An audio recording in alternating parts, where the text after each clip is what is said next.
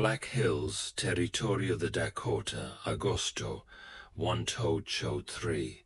El calor era un martillo, sacudiendo el polvo de la calle, sin pavimentar en un fino polvo asfixiante que se depositó en todo.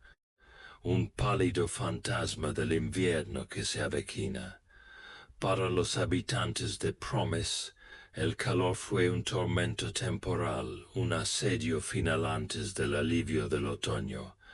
Para Anya Jensen era un reloj.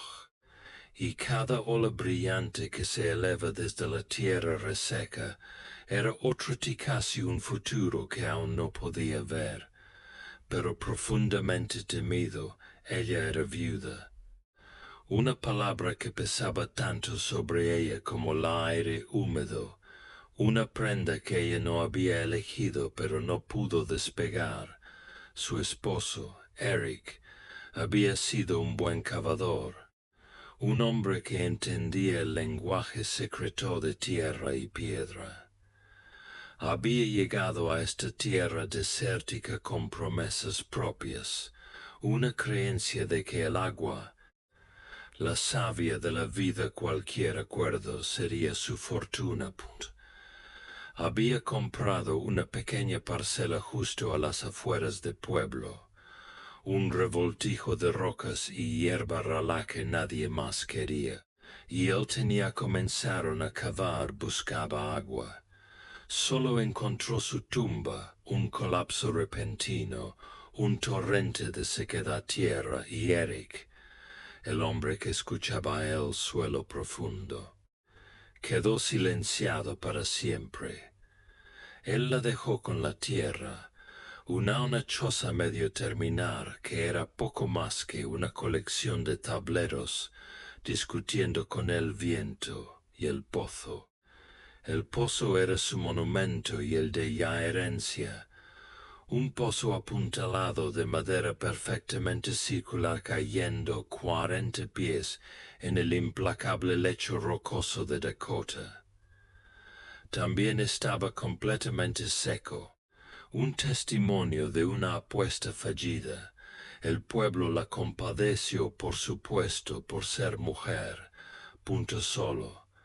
Un extranjero con una lengua tranquila y ojos que parecían contener el gris de un mar del norte, quedándose sin nada más que un agujero en el suelo.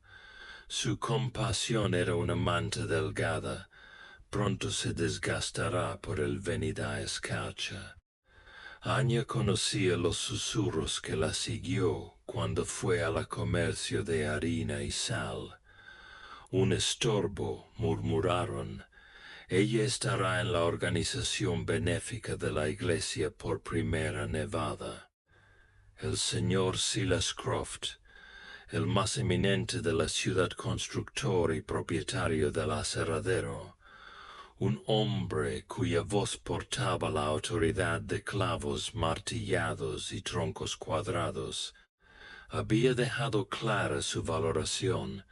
Esa choza no sobrevivirá a un incendio de verdad, tormenta de nieve, y la tierra es inservible nada más que un pozo seco. No se equivocaba con respecto a la cabaña, era un colador para el viento algo temporal, en el mejor de los casos un refugio, pero sobre el pozo, sobre la tierra. Él era fundamentalmente equivocado. Vio un fracaso, allá vio una puerta.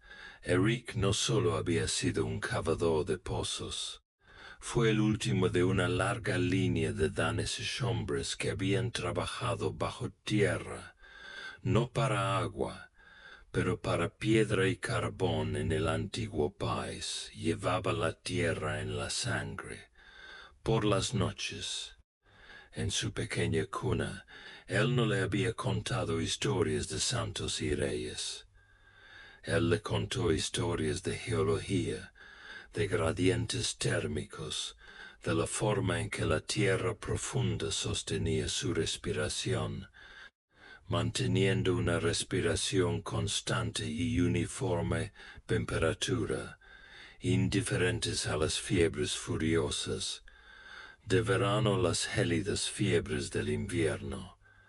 El mundo de la superficie es un niño frenético, él diría, sus manos trazando patrones en la manta áspera, grita de calor. Chilla con frío pero bajas un poquito, año justo después de la línea de congelación, y la tierra. La tierra recuerda un tiempo anterior a estaciones, mantiene el corazón firme. Una tarde sofocante, mientras el pueblo buscaron refugio a la sombra de los porches y la frescura del salón, Anya caminó hasta el borde del pozo. Ella miró hacia abajo en la oscuridad, perfecta círculo. No olía a humedad ni a descomposición. Olía a piedra fresca y a antiguo polvo. No era una tumba. Era una promesa de otro tipo. Su decisión no fue nacido de la desesperación o la locura, como el pueblo afirmaría más tarde. Nació de la lógica, de la memoria, de la tranquila sabiduría de Eric. Ella no construiría sobre el frenético superficie. Ella no lucharía contra el invierno. Ella se haría a un lado y lo dejaría pasar, puntos sobre ella. Ató la cuerda al robusto cabrestante. Eric había construido, encendido una linterna y bajó. El calor del sol de agosto se desvaneció 10 pies por debajo del borde. A los 20 pies de altura, el aire estaba fresco y en calma. En el fondo, a 40 pies de profundidad, era como un dega a finales de otoño. Un frescor profundo e intenso que no se sentía como la ausencia de calor, pero como una presencia propia. Ella alzó la linterna en alto. Las paredes eran sólidas, una mezcla compactada tierra y esquisto estratificado. Los puntales de Eric fueron colocados con maestría. Había sido un maestro de su artesanía, no había encontrado agua, pero había construido la entrada perfecta.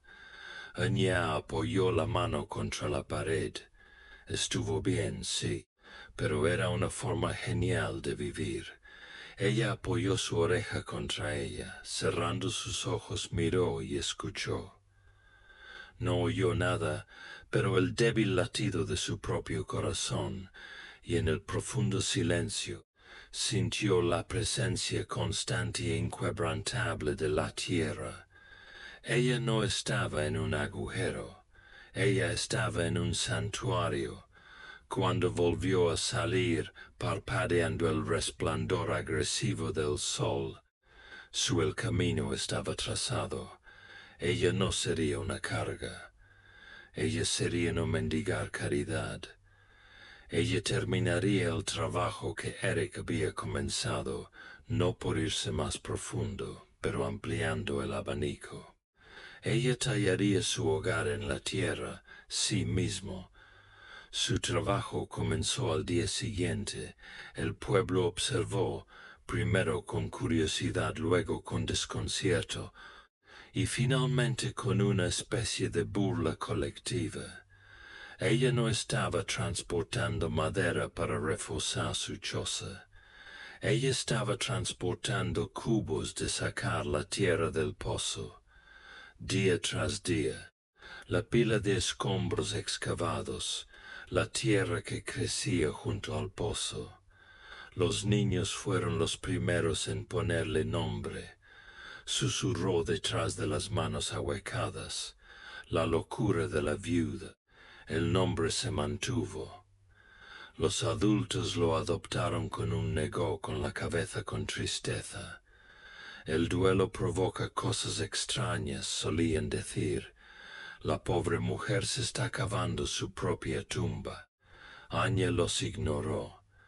Su mundo se redujo a la sensación de la pala en sus manos, el aroma de la tierra profunda, el ritmo de su propio trabajo. En el fondo del pozo ella comenzó a túnel horizontal en dirección norte, lejos del camino del sol invernal. Eric le había enseñado a leer el piedra, cómo seguir una veta, cómo se sujetaba al techo mientras avanzaba. Ella no estaba cavando salvajemente. Ella estaba excavando con precisión quirúrgica. Ella planeó una sala de estar principal, una alcoba más pequeña para dormir y una despensa. Cada cubo de roca y tierra era una victoria, izada por la manivela cabrestante, sus hombros y espalda ardiendo con un dolor limpio y honesto. Ella no solo estaba construyendo un refugio, estaba construyendo una nueva vida, un puñado a la vez un tiempo. El enfrentamiento que ella había conocido en el viaje llegó a finales de septiembre. Los álamos en las colinas estaban cambiando de color amarillo brillante y febril, una hermosa advertencia. Silas Croft cabalgó hasta su propiedad, su caballo abriéndose paso con cuidado alrededor del creciente montículo de tierra. Era un hombre grande, hecho aún más grande por su reputación. Desmontó y se quedó de pie al borde del pozo, sus manos en sus caderas, el rostro una máscara de severo y paternalista inquietud. Señora Henson comenzó, su voz acostumbrados a ser obedecidos. Enya, esto ya ha durado demasiado. Enya, saliendo del pozo, su rostro manchado de tierra y con las manos en carne viva. Simplemente lo miró. Espera, el pueblo está preocupado. Continuó Punta señalando vagamente hacia Promise. Faltan 2 meses para el invierno. Estás gastando tu energía en este agujero. Tu choza se está cayendo a pedazos. No tienes leña por decir. ¿Cuál es tu plan, mujer? Mi plan está aquí, dijo con voz en silencio, palmeando el suelo cubierto de polvo de piedra junto al pozo. Croft dejó escapar un suspiro de exasperación. No se puede vivir en un pozo. Es una tumba, estará húmedo, estará oscuro, y la primera lluvia fuerte te inundará, o peor aún se derrumbará y te sepultará. Soy constructor, sé estas cosas, conozco la tierra y conozco nuestros inviernos. Esto es una locura. Usted conoce la superficie, señor Croft, Anya respondió, con la mirada fija. Construyes cajas que se asientan sobre la piel de la tierra y desafiar al viento a golpear los derribas. Tú luchas contra el frío, yo no. Tengo la intención de combatirlo. ¿Y qué pretendes? Se burló. Pedirle que venga a tomar el té. Tengo la intención de estar donde no está, dijo simplemente. La sencillez de su declaración parecía para enfurecerlo.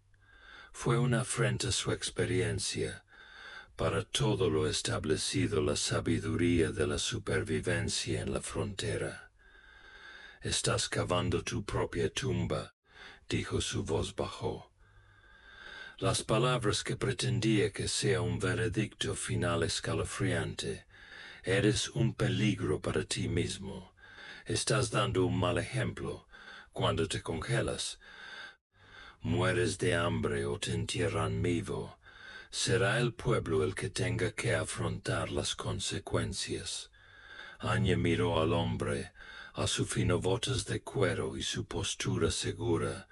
Vio un agujero a evitar, un espacio negativo definido por lo que es. Le faltaba algo. Paredes, un techo, una ventana.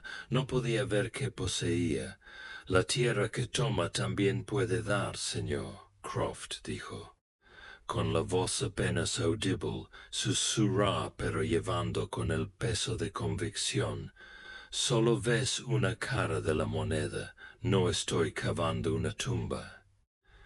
Estoy construyendo una bodega subterránea para un ser humano. De resto. La miró fijamente durante un largo momento, buscando una grieta en su certeza, un destello de duda. No encontró ninguno.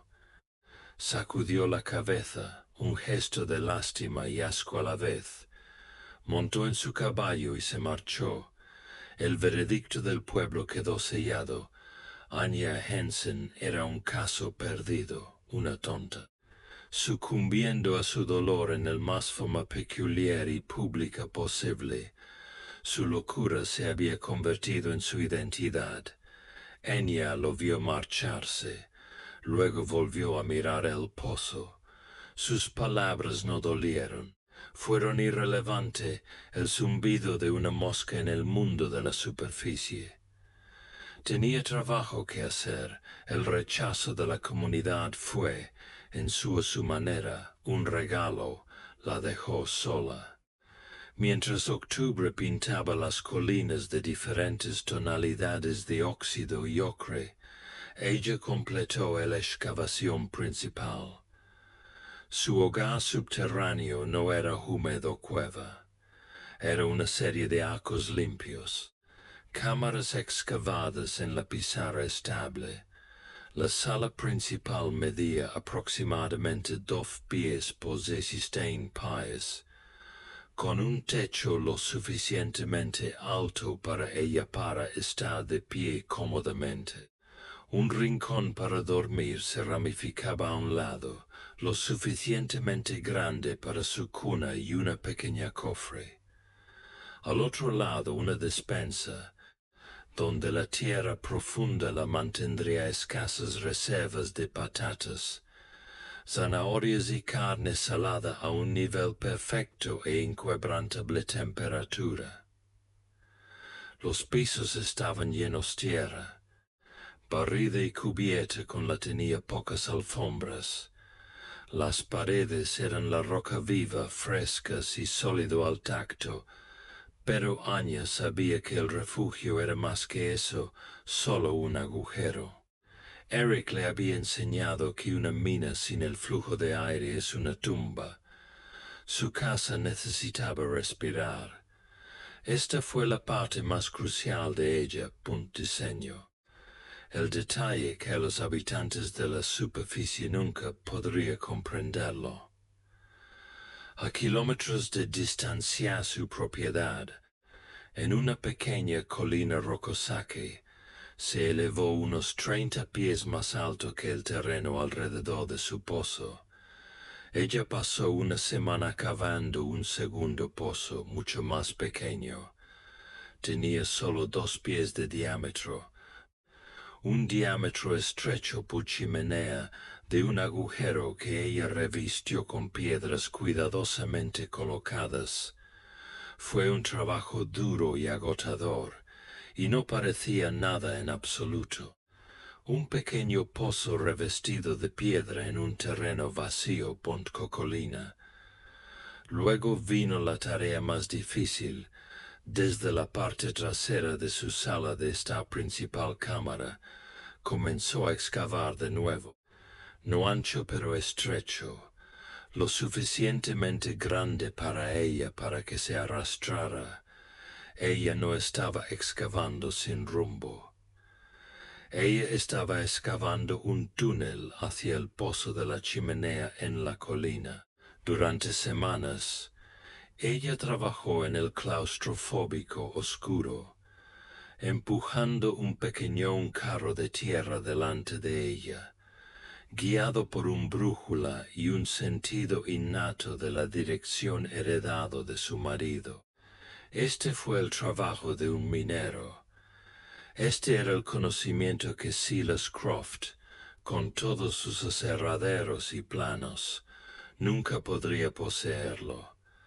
Finalmente, después de 40 pies de minucioso trabajo, Su pala se abrió paso hacia el fondo del conducto de la chimenea.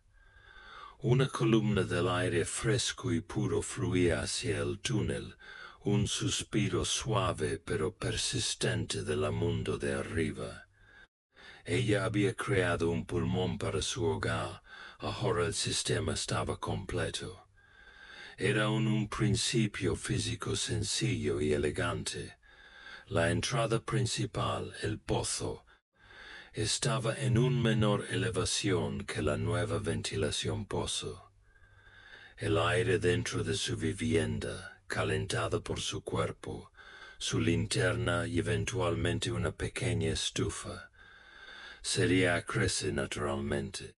Este aire más cálido y ligero sería empujado hacia afuera a través de la ventilación superior eje.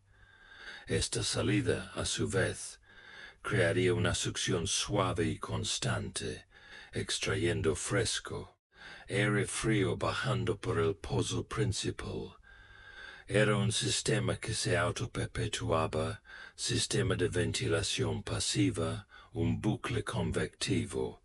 Su casa estaría constantemente abastecida, con aire fresco y sin una sola corriente de aire.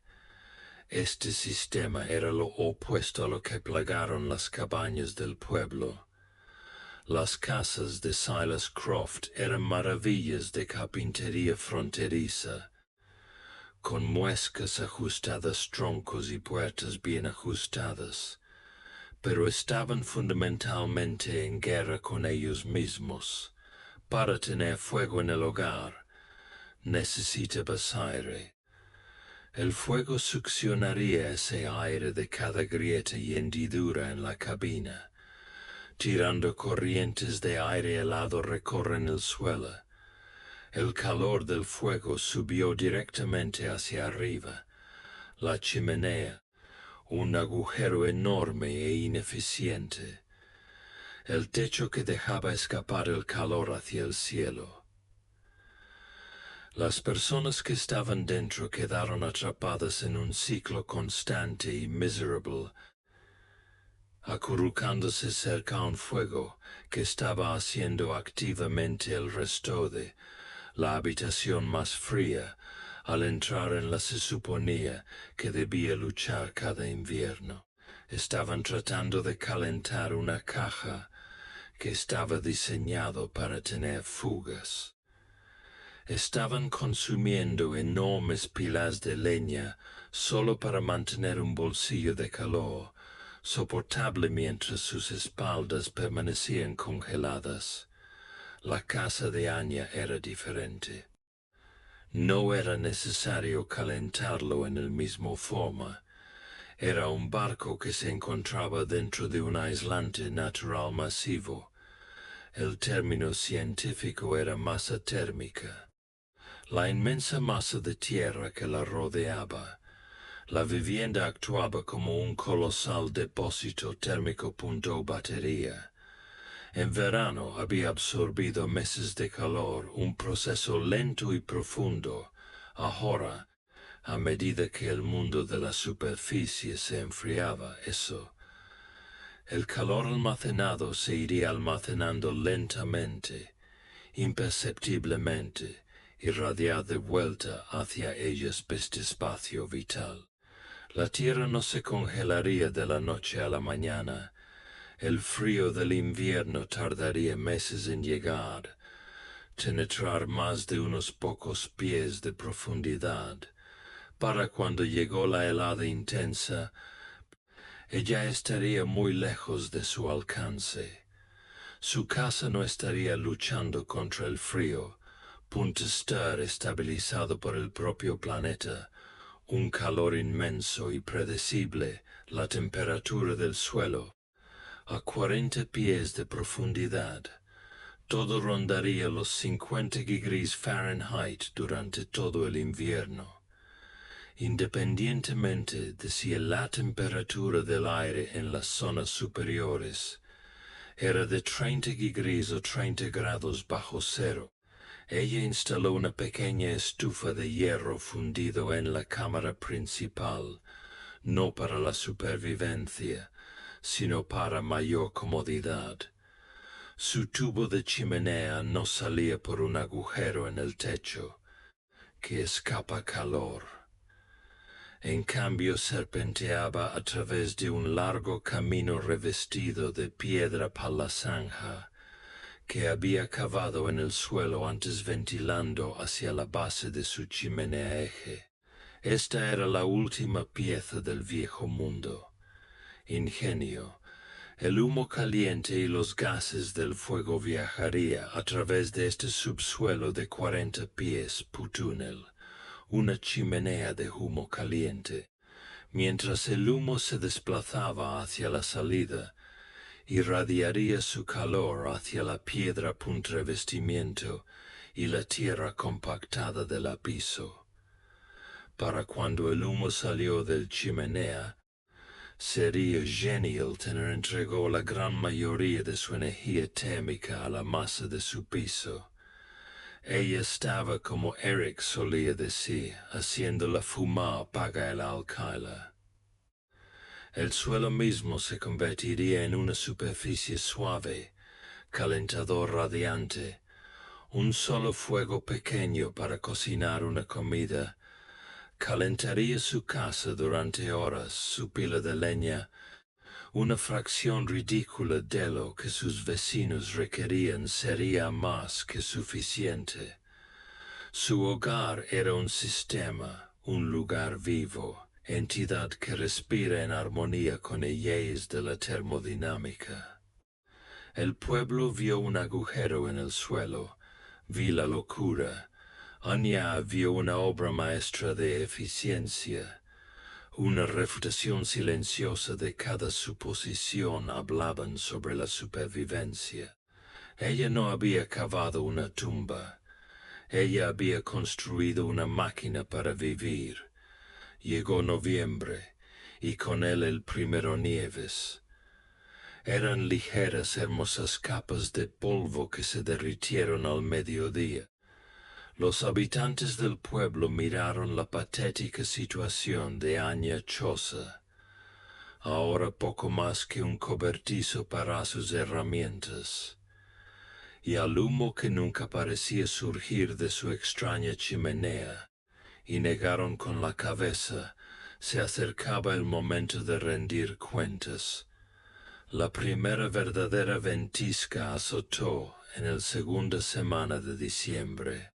Fue una violenta tormenta de 2 días, que dejó caer un pie de nieve y envió las temperaturas se desploman.